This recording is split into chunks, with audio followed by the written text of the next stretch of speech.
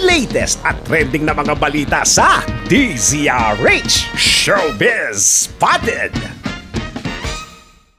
Ang latest sa mundo ng showbiz, alamin sa report na ito.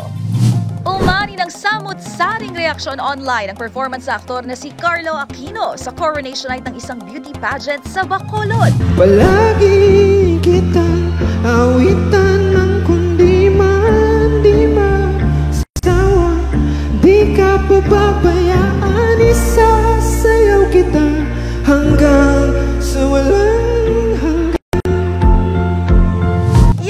sa Miss Bacolod Mascara 2023 pageant kung saan hinaranan ni Carlo ang mga kandidata sa kantang Paraluman ng singer na si Adi. Hirit ang ilang netizens, why naman ganon, Carlo? Habang biro pa ng isa, ito raw yung literal na sa libo-libong kanta sa videoke, pinili ni Carlo yung hindi nito kaya. Habang may ilan namang ipinagtanggol ito at marahil dahil wala raw ear monitor ang aktor kung kaya't baka nahirapan ito at di marinig ang kanyang sarili. Agad naman tuloy binalikan ng ilang netizens ang TikTok video na in-upload ni Carlo noong nakaraang taon kung saan kinover din ito ang naturang kanta.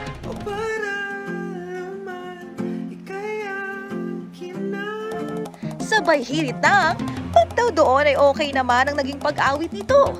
Habang may isa namang nagsabi na baka pirated version lang yung isa niyang napanood. At may nagbiro pang siguro, sira lang talaga yung mic. Magunita na maliban kay Carlo, minsang ding nag-viral ang pangaharana ng mga kapwa nito aktor sa mga kandidata ng beauty pageants.